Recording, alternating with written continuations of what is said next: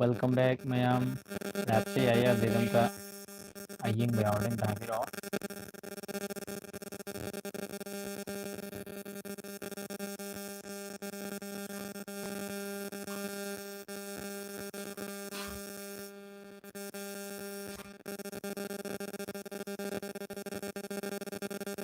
Hi, Thoi. Aigi keno de sound aya dedam ta hayo. Lab hojage. Asi ke mari suba lab ni ma'am bu welcome tawjari.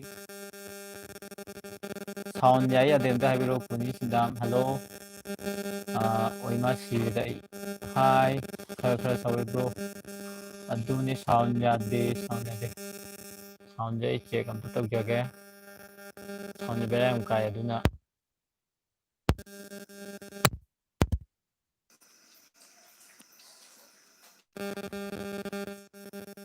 Yadi ya do makhol amadi chere da pamin amuk tanga haibiro sound je aduga ya de shama ge ya dragana microphone ma singe da uni amtaga anda habiro adudi ai kana to jarage mayam dum laibiro mai microphone lau ge microphone singe microphone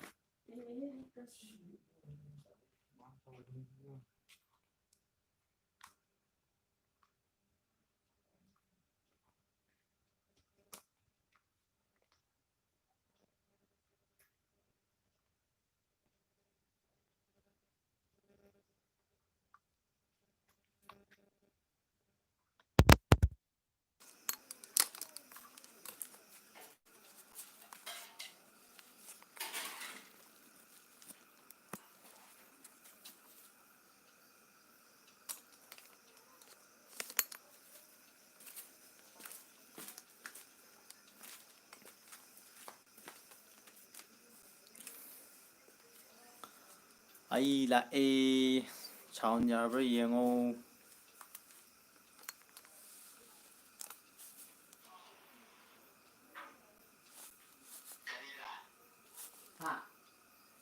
sound ya bro ma'am hi sound ma'am sound ya bro ko kasumta kamai kem tawdraba ya ya si ori ma'am live maka chatarage yumda laibani nai happy lam selaga cham cham lei ma'am ko bab seran ton khami live thar happy sela thai harakani do haibira kano so ma'am da koidana hajarabani ado mayam je ai ji sak cha dugo mayam sak cha bro ko hangam me do ai comment je pulap paba nangudre sak cha jadri asidi ngasai sak injang haujin gidana mayam na bali ga hina do koidu koisna ohum khatang yum da leba aduda yen thonga sa thokre mayam halab haujare adu nitis sogai jam manama yawbane ko koigi akidroda ma je magi list haitare ko serial ani hanjal lermeba ani hanjal lermada ni check to kanda serial number ahamda 141 dam yawgre duga 360 item yawleme ado akon bagi nitis sogai jamgi 360 achane kaktachareba aduga 141 han bagi yawgibda du dum ohellage masado lab sida yawtadi comment num tawbiro Daina Chanambam become L Thingy the Matau. Oh, I just lam the Visa Davane, Nasan Yang Hogel Dugi, nothing a science and Zap the Loida. Ado ma'am, Huzik Tagali worry, I get like back high do, worry do come to Gamam Nungaibra, Nungaitabra Marakta Isai ꯔꯥꯏꯇꯔꯅ ꯍꯥꯞꯄꯛꯇꯅ ꯏꯁꯩ ꯑꯅꯤ ꯑꯃꯁꯨ ꯁꯛꯈ꯭ꯔꯕꯅꯦ ꯑꯗꯨ ꯇꯥꯕꯗ ꯅꯨꯡꯉꯥꯏꯇꯕ ꯈꯣꯠꯇꯕ ꯌꯥꯎ ꯇꯥꯔꯗꯤ live ꯊꯥꯔꯤꯉꯩꯗ ꯑꯗꯨꯝ ꯍꯥꯏꯕꯤꯔꯛꯑꯣ ꯏꯁꯩ ꯃꯇꯨꯡ ꯂꯧꯊꯣꯛꯈꯤꯒꯦ ꯗ ꯄꯔꯕꯤꯜ ꯌꯥꯝ ꯅꯨꯡꯉꯥꯏꯌꯦ ꯊꯣꯏ ꯁꯔꯃ ꯗꯥꯏꯅꯥ ꯆꯟꯅꯕꯝ ꯅꯨꯡꯉꯥꯏꯌꯦ ꯋꯥꯔꯤꯗꯣ ꯅꯨꯡꯉꯥꯏ ꯑꯣ ꯏꯁꯩ ꯌꯥꯎꯕꯁꯦ ꯃꯌꯥꯝ ꯅꯨꯡꯉꯥꯏ ꯅꯨꯡꯉꯥꯏꯇꯦ ꯑꯗꯨꯅꯤ ꯑꯩꯅ ꯇꯥꯅꯤꯡꯉꯤꯁꯦ ꯏꯁꯩꯗꯣ ꯈꯔ ꯑꯃꯅ ꯄꯛꯇꯦ ꯀꯥꯏꯔꯗꯤ ꯑꯩꯁꯨ ꯏꯀꯥꯏꯌꯦꯅ ꯇꯧꯁꯦ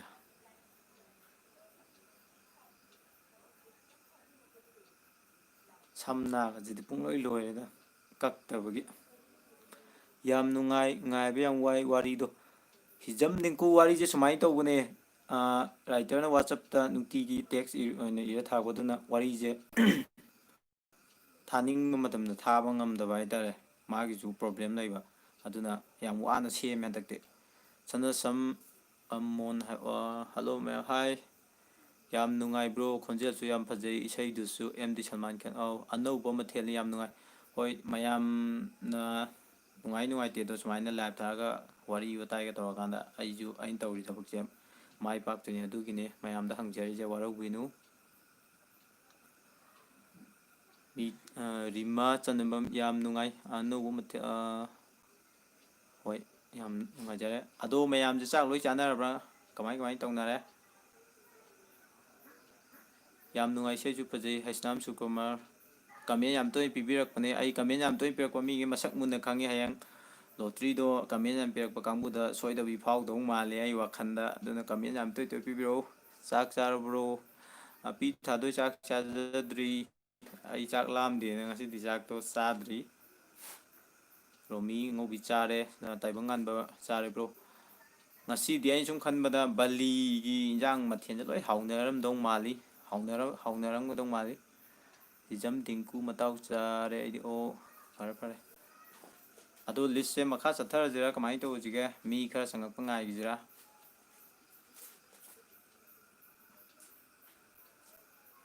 ꯃꯌꯥꯝꯁꯦ ꯋꯥꯔꯤꯁꯦ ꯀꯃꯥꯏꯅ ꯇꯧꯕꯅꯣ ꯈꯪꯗꯦ ꯑꯩ ꯁꯨꯝ ꯌꯦꯡꯕꯗ ꯁꯕꯁꯀ꯭ꯔꯥꯏꯕꯔꯁꯦ 26K ꯈꯔ ꯍꯦꯜꯂꯦꯕꯀꯣ 27 ꯌꯧꯗꯣꯔꯦ ꯑꯗꯣ ꯋꯥꯔꯤ ꯇꯥꯔꯛꯄ ꯃꯤꯁꯦ 10K ꯍꯥꯏꯇꯥꯔꯦ ꯁ꯭ꯋꯥꯏꯗ ꯑꯗꯨꯝ ꯍꯥꯏꯔ ꯂꯩꯌꯦꯕꯀꯣ ꯈꯔ ꯑꯃꯗꯤ ꯃꯥꯡꯈ꯭ꯔꯦ ꯀꯩ ꯂꯝ ꯆꯠꯈ꯭ꯔꯕꯅꯣ ꯈꯪꯗꯦ ꯃꯣꯏ ꯀꯣꯏꯕ ꯆꯠꯄꯖꯥꯠꯅꯤ ꯔꯨꯄꯥ ꯀꯔꯝ ꯀꯥꯟꯗ ꯍꯥꯄꯛꯇꯣꯏꯅꯣ ꯍꯥꯏꯕ ꯔꯨꯄꯥꯁꯦ ꯑꯩꯅ ꯁꯨꯃꯥꯏꯅ ꯇꯧꯕꯅꯦ ꯃꯌꯥꯝꯗꯒꯤ ꯀꯃꯦꯟ ꯑꯝꯇ ꯂꯧꯖꯒꯦ ꯁꯟꯗꯦ ꯈꯨꯗꯤꯡꯒꯤ ꯔꯨꯄꯥ ꯍꯥꯏꯔꯤꯕ ꯋꯥꯔꯤꯗꯣ ꯍꯣꯔꯔꯗꯣ ꯁꯟꯗꯦ ꯈꯨꯗꯤꯡꯒꯤ ꯍꯥꯞꯀꯦꯅ ꯇꯧꯕꯅꯦ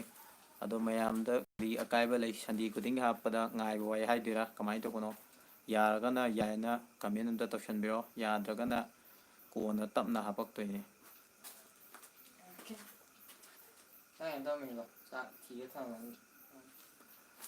ꯄ꯭ꯔꯗꯤꯞ ꯍꯤꯖꯝꯗ ꯉꯁꯤ ꯕꯂꯤ ꯀꯦꯟꯖꯥꯡ ꯑꯩ ꯉꯁꯤ ꯌꯦꯟ ꯆꯥꯏꯌꯦ ꯍꯧꯔꯁꯦ ꯌꯥꯔꯦ ꯗ ꯄ꯭ꯔꯕꯤꯜ ꯑꯩꯗꯤ ꯋꯥꯔꯤ ꯇꯣꯏꯅ ꯇꯥꯏꯀꯣ ꯍꯣꯏ ꯖꯦꯛꯁꯟ ꯊꯣꯛꯆꯣꯝ ꯍꯥꯎ ꯌꯥ ꯑꯩꯁꯦ ꯀꯃꯦꯟꯁꯦ ꯂꯣꯏ ꯄꯥꯔꯛꯀꯦꯀꯣ ꯑꯌꯥꯝꯕꯅ ꯂꯥꯏꯚ ꯍꯧꯔꯁꯦ ꯍꯥꯏꯕꯅꯤꯅꯀꯣ ꯂꯤꯁꯁꯦ ꯍꯧꯔꯒꯦ ꯑꯗꯨꯒ ꯅꯍꯥꯟꯒꯤ ꯑꯗꯨꯃꯥꯏꯅ ꯇꯔꯥ ꯄꯥꯔꯒ ꯑꯃꯨꯛ ꯇꯔꯥꯗꯒꯤ ꯃꯌꯥꯝ ꯀꯃꯦꯟ ꯄꯥꯊꯣꯛꯄꯤꯗꯣ ꯑꯗꯨꯃꯥꯏꯅ ꯇꯧꯔꯒꯦ ꯀꯩꯁꯥꯝꯁꯦ ꯑꯁꯤ ꯌꯥꯔꯦ ꯍꯣꯏ ꯍꯧꯔꯒꯦ ꯅꯍꯥꯟꯃꯨꯛ ꯂꯥꯎꯊꯣꯛꯈꯤꯕꯒꯤ ꯂꯤꯁꯇꯨꯒꯤ ꯃꯈꯥ ꯆꯠꯊꯔꯛꯀꯦꯕꯀꯣ ꯃꯃꯥꯡ ꯂꯥꯎꯊꯣꯛꯈꯤꯕꯁꯦ ꯀꯩꯅꯣꯕꯨ ꯂꯥꯎꯊꯣꯛꯈ꯭ꯔꯦ ꯁꯦꯔꯤꯌꯦꯜ ꯅꯝꯕꯔꯁꯦ 418ꯕꯨ ꯂꯥꯎꯊꯣꯛꯈ꯭ꯔꯦ 119 ꯁꯨꯔꯆꯥꯟ ꯃꯩꯇꯩꯑꯅ ꯂꯩ ꯃꯥꯒꯤ ꯃꯃꯤꯡꯁꯦ ꯁꯤꯕꯨ ꯂꯥꯎꯊꯣꯛꯈ꯭ꯔꯦ ꯔꯤꯄꯥ ꯈꯣꯏꯖꯝ ꯑꯩꯁꯨ ꯇꯣꯏꯅ ꯇꯥꯖꯩ ꯋꯥꯔꯤ ꯂꯣꯏꯅ ꯐꯖꯩ ꯔꯤꯄꯥ ꯈꯣꯏꯖꯝ ꯃꯨꯟꯅ ꯈꯪꯖꯩ ꯐꯦꯁꯕꯨꯛꯇꯁꯨ ꯌꯥꯝ ꯂꯥꯏꯛ ꯀ ꯌꯥꯝ ꯇꯧꯕꯤ ꯑꯗꯣ ꯃꯌꯥꯝꯗ ꯔꯤꯀ꯭ꯋꯦꯁ ꯑꯝꯇꯪ ꯇꯧꯒꯦ ꯃꯅꯤꯄꯨꯔ ꯋꯥꯔꯤ ꯑꯅ ꯐꯦꯁꯕꯨꯛ ꯄꯥꯏ ꯇꯥꯔꯗꯤ ꯄꯦꯖ ꯑꯃ ꯍꯥꯡꯕꯅꯦꯕ ꯑꯩꯈꯣꯏ ꯁꯤ ꯆꯦꯅꯦꯜꯗꯨꯒꯤ ꯍꯧꯖꯤꯛ ꯃꯤꯗꯣ ꯐꯣꯂꯣꯋꯔꯗꯣ ꯌꯥꯝ ꯌꯥꯝꯗꯦ ꯃꯤ 500 ꯌꯧꯗꯦꯕꯀꯣ ꯑꯗꯣ ꯑꯝꯇ ꯊꯤꯔꯒ ꯑꯗꯨꯝ ꯆꯪꯉꯒ ꯐꯣꯂꯣꯗꯣ ꯑꯝꯇ ꯇꯧꯕꯤꯔꯣ ꯃꯇꯦꯡ ꯑꯝꯇ ꯄꯥꯡꯕꯤꯔꯣ 1K ꯑꯝꯇ ꯌꯧꯍꯟꯖꯒꯦ ꯑꯩ ꯋꯥꯔꯤꯗ ꯇꯧꯔꯛꯄꯗ ꯍꯥꯏꯕ ꯌꯥꯕꯗ ꯌꯥꯝ ꯍꯥꯏꯖꯅꯤꯡꯕ ꯇꯥꯔꯅꯤ ꯍꯥꯏꯗꯤ ꯂꯥꯏꯚ ꯊꯥꯕꯗ ꯑꯣꯏꯅ ꯍꯥꯏꯔꯒꯦ ꯃꯌꯥꯝ ꯐꯦꯁꯕꯨꯛꯇ ꯆꯪꯉꯒ ꯃꯅꯤꯄꯨꯔꯤ ꯋꯥꯔꯤ ꯄꯦꯖ ꯑꯅ ꯊꯥꯕꯗ ꯑꯗꯨꯝ ꯊꯣꯛꯄꯅꯦ ꯑꯗꯨ ꯐꯣꯂꯣ ꯑꯝꯇ ꯇꯧꯁꯟꯕꯤꯔꯣ ꯄ꯭ꯂꯤꯖ ꯁꯦꯔꯤꯌꯦꯜ ꯂꯥꯎꯕ ꯍꯧꯔꯒꯦ 419ꯗ ꯕꯨꯁ ꯁꯤꯅꯥꯝ ꯑꯗꯨꯒ 420ꯗ ꯕꯤꯀꯥꯁ ꯊꯣꯛꯁꯅ ꯂꯩꯀꯣ ꯁꯤꯗꯩꯗ ꯑꯗꯨꯒ 421ꯗ ꯄ꯭ꯔꯦꯃꯤꯂꯥ ꯊꯤꯌꯥꯝ ꯑꯗꯨꯒ ꯃꯊꯪꯗ ꯍꯥꯏꯔꯛꯀꯦ 422ꯗ ꯗꯤꯛꯁꯟ ꯈꯨꯔꯥꯏꯖꯝ 423ꯗ ꯊꯣꯏ ꯀꯥꯡꯉꯨꯖꯝ 424 ꯌꯨꯝꯗꯦꯝꯕꯝ ꯌꯣꯍꯦꯟ ꯑꯗꯨ ꯁꯦꯔꯤꯌꯦꯜ ꯅꯝꯕꯔ 425 ꯅꯣꯡꯊꯣꯝꯕꯝ ꯆꯅꯨ ꯂꯩꯃ 426 ꯁꯤꯡꯒꯥꯃꯌꯨꯝ ꯕꯤꯜꯀꯤꯁ मथंग serial number 427 James Thangjam serial number 428 फैरोजम समू माजे सुमाइना डबल हांग फैरोजम हारगा समू अनी एना इबनी मथंग 429 दा लाइसम रिविसना देवी मथंग serial number 430 L Joy comment याम पिबिरकपा आइगी बिग फ्रेंड एल जॉय हाइजे मसिदमु लेपगा मखा अमुक लाइव कमेंट पारके याये अइना याय संडे खुदिंगे हापसे रुपई वारीदो अई हॉरर स्टोरी संडे खुदिंग हापके खल्ले दो मयामने यारदे हापतोनी याद्रगना कोना हापतोनी वारी ताबेम नुंगाय अंगौबा कुंदो जे मिंग करी कौगे अमता हाबिरो अई ngahadagi khangning le अंगौबा कुंदो दे तुम हाय दो ममिंग खंगदे माय ममिंग जे अंगौबा कुंदो हाय जे कनानो खंगद्रेबा अंगौबा कुंदो दे तुम हायबा अंगौबा कुंदो मिंग अमता हाबिरो मिंग खंगजगे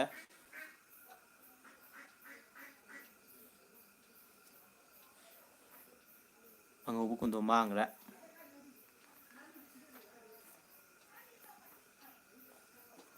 अदुदी मखा चथर अगे अमुक आई कनो आईदी चा कैसाम जसी ओ मयामदे अयाम चाक तो मनी आईदी चाक चाद्री सि लैब से लोय सारगे मखा चथर अगे 431 दा नावरेम इनाव तोंबी 432 नोंगथोंबम धनश्याम बोबी एनजु थाई पुलप सुमाइन थाबने 433 कविता लैमा माय लैमा हाइदो माजी LIMA ने इक्वल लिमा न पाए ने दि कविता ग लिमा हाइदो नत्रगा लैमा हाइदो खंगद्रे हैसनाम सुन कुमार कोन ओइन हापरजे सुका मैफमिति चाक चाक चाजद्री मथंग 434 सिगी ममिंग जे ने ngahande yam nokning je mai maming je सुमाइना हांगेबको बुलेट लैबियु न हांगेबा बुलेट सिजु बनाने चुमनी दे बुनेट लैबियु न अंगांगी मरै कोनबद दमाइन तवे 435 TIS सेनास 436 असलता लौरेंबम दुगा 437 अब्बास खान 438 BBB ममिंग कई कौबनो खंगदे मा मिंग जे गानु कौबगी टाइप ता BBB न तो परेंग थमे आई करी हाबनो खंगद्रे हापी गन फागी तौबनी 439 सहानी बानु 345 हांगी माजे मथंग 440 अंजलि थोंबम सिदा मु लेखिगे दो कमेलोंग पारके संडी खुदिंग हापदो वारी दो खर खर सांग हापिरा उ हम कमेंट येंगी इनाव के लैब थाब खंगौद्रे लैब थाब कुइजद्री minute 13 सुजरे Sukam MAF Meitei Sunday खुदिंगी रुपा हाइबा कनु वारी जे हापगे हाबनी मयाम अयाबंगे हाबिरो मोयरांग थेम कल्पना संडे खुदिंगी हापदो वारी दो का सांग हाबिरो होय संडे खुदिंग हापदे यामद्र वारी दो सांगंजरकनी मयाम की खलगा यामना यातदे संडे खुदिंग हापतनी संडे खुदिंग अदम हापिरो होय हापचके तोमथिल लैसांग थेम अंगौबो कुंदो की ममिंग जे आई हुजिकता खंगे तोमथिल लैसांग थेम हाइबो होलेमे हाय तोमथिल लैसांग थेम नंगी मिंगे दि ngaure अंगौबो कुंदो गा हाइबदुदा होय अदुदी आई संडे खुदिंग हामनब सेम सारागे को मथंगदगे अदु मखा चथरागे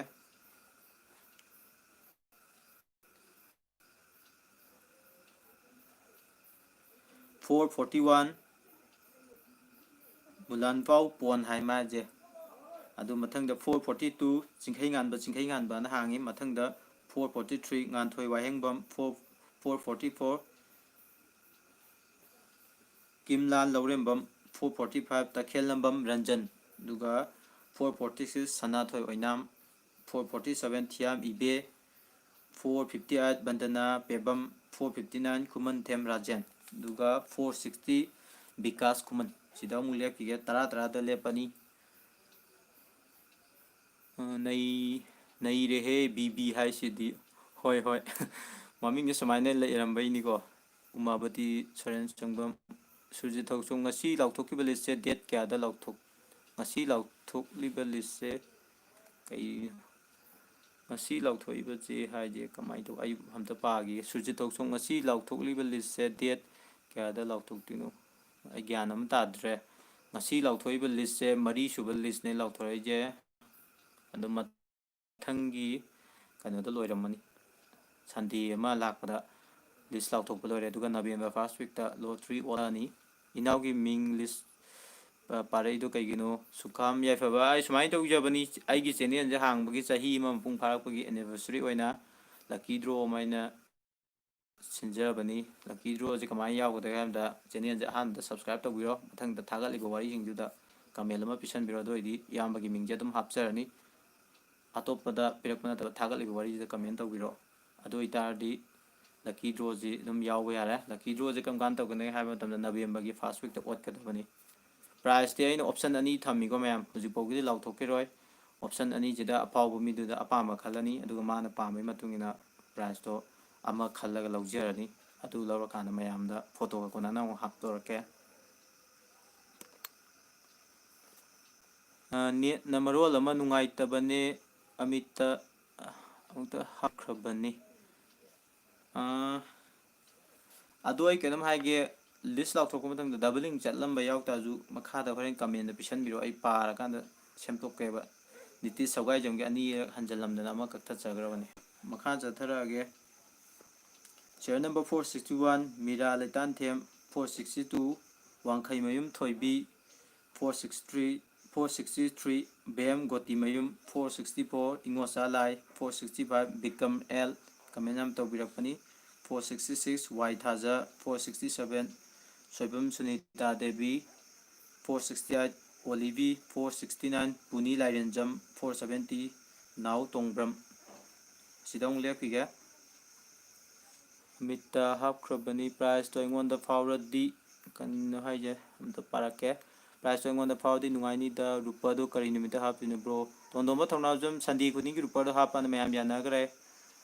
ꯑꯩꯒꯤ ꯑꯝꯇ ꯍꯥꯏꯔꯛꯎ ꯁꯃꯥꯟꯗ ꯅꯪꯒꯤ ꯉꯥꯏꯕꯤꯌꯨ ꯅꯪꯒꯤ ꯑꯅꯧꯕ ꯂꯤꯁꯇ ꯆꯪꯈꯠꯄꯅꯤ ꯃꯅꯤꯡꯋꯥꯏꯗ ꯌꯥꯎꯕꯅꯤ ꯅꯤꯔꯃꯂꯥ ꯇꯈꯦꯝꯕꯝ ꯀꯃꯥꯏꯅ ꯌꯥꯎꯗꯣꯏꯅꯣ ꯕ꯭ꯔꯣ ꯁꯤꯕꯨ ꯅꯤꯔꯃꯂꯥ ꯇꯈꯦꯜꯂꯝꯕꯝ ꯁꯨꯃꯥꯏꯅ ꯇꯧꯕ ꯆꯦꯅꯦꯜꯁꯤꯗ ꯑꯍꯥꯟꯕ ꯁꯕꯁꯀ꯭ꯔꯥꯏꯕ ꯇꯧꯕꯤꯔꯣ ꯑꯗꯨꯒ ꯊꯥꯒꯠꯂꯤꯕ ꯋꯥꯔꯤꯁꯤꯡꯗꯨꯗ ꯀꯃꯦꯟ ꯄꯤꯕꯤꯔꯛꯑꯣ ꯑꯗꯨ ꯑꯣꯏꯗꯤ ꯂꯤꯁ ꯏꯁꯥꯒꯤ ꯃꯤꯡꯗ ꯑꯗꯨꯝ ꯆꯜꯂꯅꯤ ꯑꯗꯨ ꯑꯣꯏꯇꯥꯔꯗꯤ ꯅꯕꯦꯝꯕꯔ ꯐꯥꯔꯁ ꯋꯤꯛꯇ ꯂꯛꯀꯤ ꯗ꯭ꯔꯣ ꯇꯧꯁꯤꯁꯤꯗ ꯁꯣꯝꯁꯨ ꯁꯣꯏꯗꯕꯤ ꯄꯥꯔꯇꯤꯁꯤꯄꯦꯠ ꯇꯧꯔꯅꯤ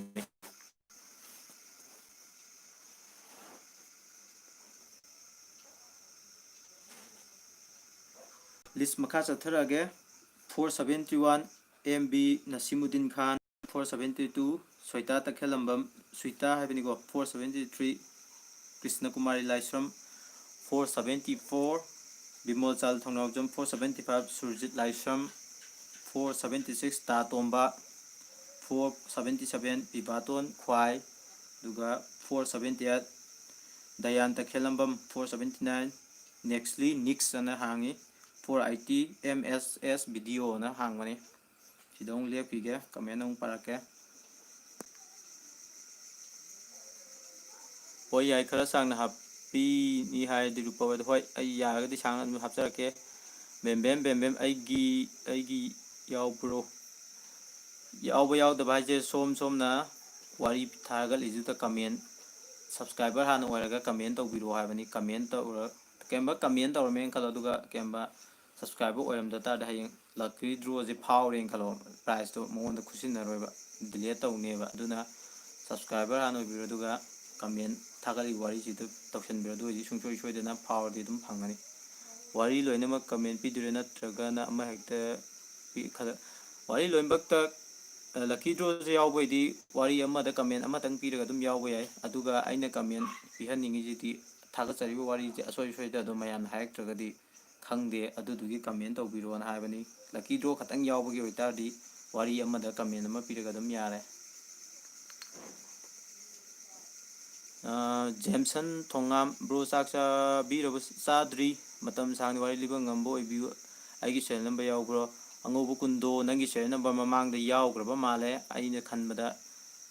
ꯑꯩꯒꯤ ꯑꯝꯇ ꯍꯥꯏꯕꯤꯔꯛꯑꯣ ꯑꯗꯨ ꯋꯥꯔꯧꯕꯤꯅꯨ ꯁꯤꯗꯗꯤ ꯑꯩꯒꯤ ꯁꯦꯔꯦꯜ ꯍꯥꯏꯕꯤꯔꯛꯑꯣꯅ ꯃꯊꯪ ꯍꯥꯏꯔꯛꯑꯅꯤ ꯃꯌꯥꯝꯒꯤ ꯁꯨꯝ ꯍꯥꯏꯔꯛꯑꯗꯤ ꯑꯩ ꯑꯗꯨ ꯃꯌꯥꯝꯗꯣ ꯐꯥꯀꯠ ꯂꯩꯔꯗꯤ ꯑꯣꯏꯔꯔꯣꯏ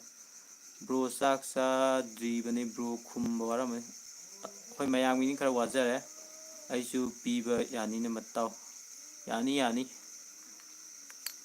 ꯑꯗꯣ ꯃꯈꯥ ꯑꯃꯨꯛ ꯆꯠꯊꯔꯛꯑꯒꯦ 481 ꯂꯩꯁꯥꯡꯊꯦꯝ ꯕꯥꯕꯂꯨ 482 ꯃꯣꯅꯤ ꯈꯨꯂꯥꯛꯄꯝ 483 ꯂꯩꯃ ꯆꯅꯨ 484 ꯔꯨꯍꯥꯅꯤ ꯔꯨꯋꯁ ꯑꯅ ꯂꯩꯃꯥꯏꯖꯦ 485 ꯕꯪꯀꯤꯝ ꯅꯣꯡꯊꯣꯝꯕꯝ 486 ꯀ꯭ꯔꯤꯁꯅ ꯁꯂꯥꯝ 487 ꯁꯥꯟꯇꯤ ꯁꯂꯥꯝ 488 ꯕꯤꯕꯤ ꯀꯅꯥꯗꯥ ꯑꯅ ꯂꯩꯃꯥꯏꯖꯦ ꯀꯅꯥꯗꯥ ꯍꯥꯏꯕ ꯃꯥꯜꯂꯤꯀꯣ 489 ꯄ꯭ꯔꯦꯝꯆꯟꯗ꯭ꯔ ꯑꯉꯣꯝ 490 ꯔꯙꯥ ꯅꯤꯡꯊꯧꯖꯝ 491 ꯆꯟꯗ꯭ꯔ ꯂꯦꯈꯥ ꯗꯦꯕꯤ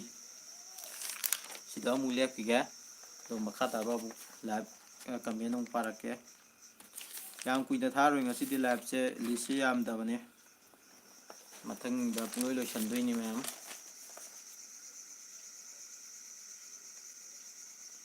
ꯑꯩꯁꯨ ꯄꯤꯕ ꯑꯩꯒꯤꯗꯤ ꯌꯥꯎꯗꯕ꯭ꯔꯣ ꯖꯦꯝꯁꯟ ꯊꯣꯉꯥꯝ ꯅꯪꯒꯤ ꯌꯥꯎꯕꯅꯤ ꯃꯌꯥꯝ ꯂꯤꯁꯁꯦ ꯀꯦꯝꯕ ꯆꯦꯛ ꯇꯧꯅꯤꯡ ꯇꯥꯔꯗꯤ ꯃꯃꯥꯡꯗꯁꯨ ꯂꯥꯏꯚ ꯑꯍꯨꯝꯂꯛ ꯊꯥꯔꯒ ꯂꯥꯏꯚ ꯑꯍꯨꯝ ꯊꯥꯕꯒꯤ ꯚꯤꯗꯤꯑꯣꯗꯣ ꯆꯪꯉꯒ ꯏꯁꯥꯒꯤ ꯂꯤꯡꯗꯣ ꯌꯥꯎꯗ ꯆꯦꯛ ꯑꯃꯨꯛ ꯇꯧꯕꯤꯌꯨ ꯍꯌꯦꯡ ꯂꯛꯀꯤ ꯗ꯭ꯔꯣꯒꯤ ꯐꯥꯏꯅꯦꯜ ꯂꯤꯁ ꯑꯣꯏꯔꯀꯥꯟꯗ ꯌꯥꯎꯗꯦꯅ ꯇꯧꯔꯗꯤ ꯃꯔꯩ ꯌꯦꯠꯅꯔꯛꯀꯅꯦꯕ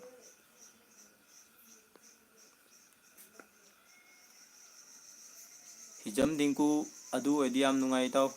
ꯑꯗꯣ ꯑꯩꯅ ꯍꯥꯏꯖꯒꯗꯕ ꯑꯃ ꯑꯩ ꯃꯌꯥꯝ ꯁꯤꯗ ꯂꯥꯛꯏꯕ ꯀꯃꯦꯟ ꯄꯤꯔꯛꯏꯉꯩꯁꯦ ꯂꯣꯏ ꯌꯥꯎꯗꯦꯗꯣ ꯄꯨꯂꯞ ꯍꯥꯏꯕ ꯉꯝꯃꯣꯏ ꯀꯩꯅꯣꯗ ꯂꯤꯁꯇ ꯐꯥꯒꯠꯂ ꯌꯦꯡꯗ꯭ꯔꯦ ꯑꯗꯨꯅ ꯁꯨꯡꯁꯣꯏ ꯁꯣꯏꯗꯕꯤꯗ ꯂꯤꯁꯁꯦ ꯆꯜꯍꯟꯒꯦ ꯍꯥꯏꯇꯥꯔꯗꯤ ꯁꯕꯁꯀ꯭ꯔꯥꯏꯕ ꯇꯧꯕꯤꯔꯣ ꯆꯦꯅꯦꯜꯁꯦ ꯑꯗꯨꯒ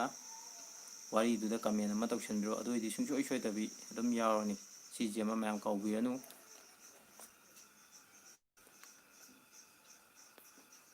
ꯗꯥꯏꯅꯥ ꯆꯅꯕꯝ ꯂꯤꯁ ꯀꯥꯎꯊꯣꯛꯏꯁꯦ ꯁꯟꯗꯦ ꯂꯤꯁ ꯂꯥꯎꯊꯣꯛꯏꯁꯦ ꯁꯟꯗꯦꯇꯪꯅꯤ ꯗꯥꯏꯅꯥ ꯆꯅꯕꯝ ꯁꯟꯗꯦ ꯈꯨꯗꯤꯡꯒꯤ ꯂꯤꯁꯁꯦ ꯑꯗꯨꯝ ꯂꯥꯎꯊꯣꯛꯄꯅꯦ ꯃꯊꯪ ꯁꯟꯗꯦꯗ ꯂꯣꯏꯗꯣꯏꯅꯦ ꯂꯤꯁ ꯂꯥꯎꯔꯔꯣꯏ ꯃꯈꯥ ꯇꯥꯕ ꯊꯧꯆꯣꯝ ꯏꯆꯟ ꯉꯁꯤꯁꯦ ꯅꯦꯠ ꯌꯥꯝ ꯅꯨꯡꯉꯥꯏꯇꯦꯀꯣ ꯍꯣꯏ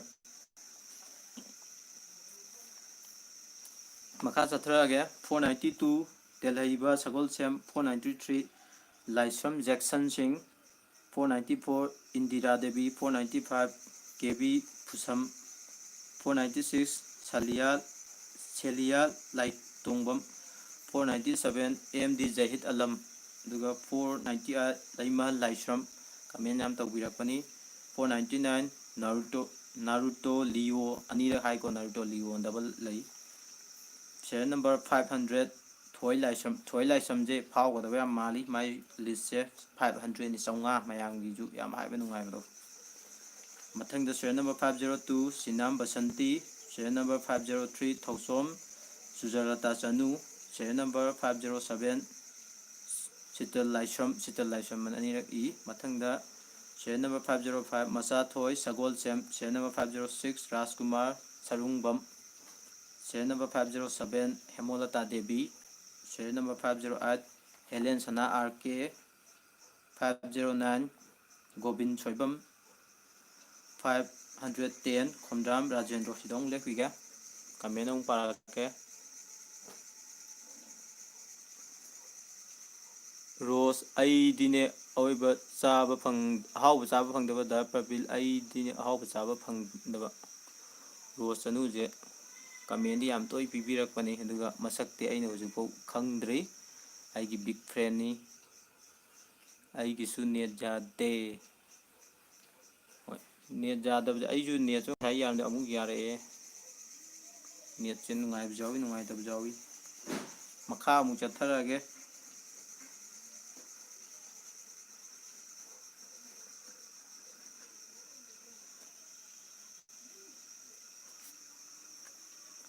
चाक चाबमदा हौदोंना लान तौग्रबगुम तौरे मैम चाक थांकला थंबदो कोई हौदोंग यम करन ताबम लेबा अइगदि फ्रेंड ओइदेको है थोई शर्मा जे वारौगु माली अदो मखा चथरगे serial number 511 Mickey dog serial number 512 Naorem Monika serial number 513 Khalida मयाम है को माइजे अइना नांगे पाजे खलीदा पामे लालमने खलीदा मयाम है 514 लाइटोंजम Jelena 515 टुले लांगपोक 516 जितियन खाइदियम 517 KHS Mubasing 418 TH Vidyanda Anirak Laibani 519 the Begapati Maibam 520 Nganthoi Wahengbam 521 Roni Yumnam 522 Yampala Sui Haigoma Mingja 523 Indubala Maibam Duga 524 Ekendrujit Yumnam 525 Laisham Rakesh Maitai 526 Yasir Ahmad 527 Abocha Chenglai 528 Ranbir Irom 529 Mustaq Khan 530 Esan Lai MTC na laibani ma mingje sidong lepige kamelong parake ai diwau lejati ko Resma Devi netse amba yanadre hoi ai giju netse ngasai yamda huji amu yarai ne amma ngamdre netse huji am ne kai na bro ai list kaya da yaw thoksom ichan list kaya da yaw ge check tongan tobom change aduna aina haijagadaba amna हाइबा lucky draw जे यावबी हाइतारदी इसा subscriber ओइबिरो हाना दुगा थागलिबो वारी सिंगजिदा comment सुंसोय सोयदन तौसनबिरो अदोइदी लेचे कमेंटसरी चल्लदौनी हयें वारी देदुम ताबा कमेंट पिहोदन लकी ड्रो यावदबा मयाम यावदोइनी मखा चथ्रगे से नंबर 531 गीता अमाकचम 532 अकोइजम लिंथोय देवी 533 अमरजित थांगजम 534 खंबा खेत्री मयूम 535 लेशांग थेम बाबलू अनीर हंजनता जो मैम हाइबिरो को आई मरकता कमेंट अदुम पिबिरो आई सेमथोकसगे 536 सुचित्रा फ्राई लाकपम 537 पुया फोर रिवर कमेंट आ पिबिरकपनी आई की चैनल अमा लई को मैम अमतगा हायोगे मणिपुर टेक नॉलेज अना आई यूट्यूब चैनल अमगा लई हाइबजिदना मैम की यूट्यूब की मरमदा अदगी खंगदबो कोतबा अतई मैम की थागतपनी हाइब चैनल जिजु आई फ्रेंड मैमना सब्सक्राइब तौसनबिरमो चानबिदुना अंगाहानदी इसागी युमदा लैबा मई प्रीपेड की मई की रिचार्ज कमाय हानगदगे अदुगी वीडियो से मा थागतकिबदा गाय मैम चंगागा मणिपुर टेक नॉलेज अनमता थिबियु अदुदा सब्सक्राइब अमता तौसनबिरमो हाय जी चैनल दुदना आइना टेक्निकल की मरमदा ताकपि चैनल ओइना लैबनी Channel number 538 Moirang Thoibi Channel number 539 Ngangom mana lai maming di yaw de ngangom kata ai 540 Konjengbam Vijaya 541 Bavini Soraisam 542 Abhinas Mangang 543 Thangjam Ranjita adu 544 Rita Yumnam 545 Anand Ningthaujam 546 Sarungbam Kiran Mala Devi 547 Napoleon Ningthaujam 548 Ingoba Amom 549 Dipson King 550 Tondonba Thongnaujam 551 Haubam Ramanda 552 Romeo Luwang 553 Sakun Puyam 554 Boyai Chanam 555 Nigo Ranbir Ning Haya Makha taba amuk comment parakke Channel number 501 Parakti ye 501 Palakti have mala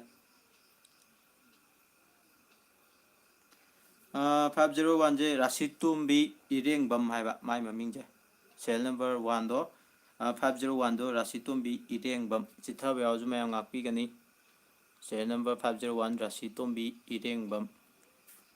Sundar Kuman aigi ming yaw de mi yaurong gani Sundar Kuman gi mingje ado mamangi live thabjing da ju laothok pada soi da bi yaurong gani Channel number makha chatharage 556 Manindro Thoksom Channel number 557 Sangita Laushambam Laipun gi hing ana huji aigi channel da wari ma thagat pani ko ado 1 lakh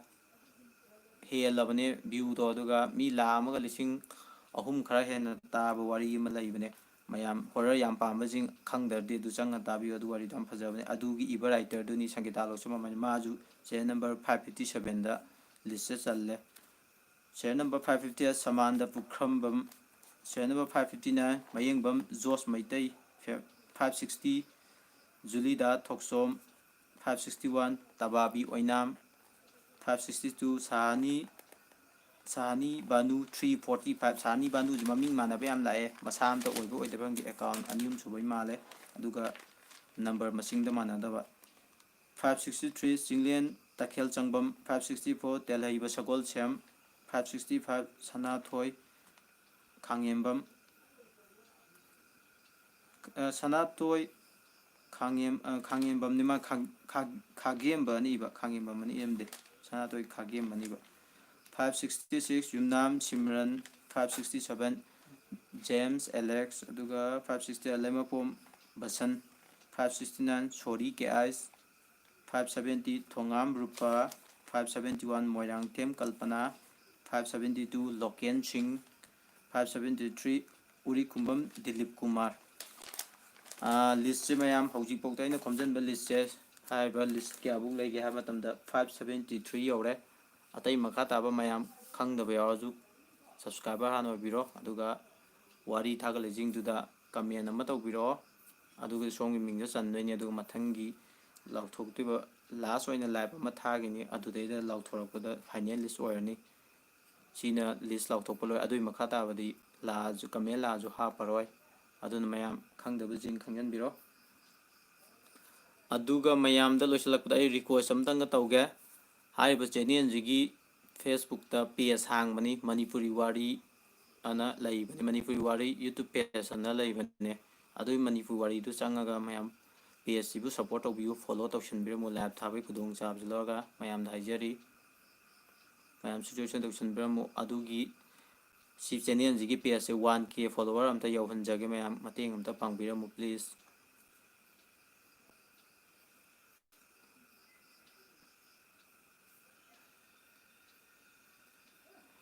mayam list sum hangi do mamang da live ahumlak thagame ahumlak thadu da list to yawar maduini aduda changa ga tar yengbiro aduga khangani hauji thabaji da mi gi list changa chatruk ji pulap laothokpa ngam banate aini lokhat chaiji di mamang laothokibagi lemau basing ano hapchalap da pulap khoma laothokchabani ado mayam live che loishalage mayam ju nungai na wari do taro like tawbiramo subscribe tawme aduga aigi channel wari je mayam share tawba yam wale share to kitang tawbiramo khon ga je khonsi jale lao ba hamalaktana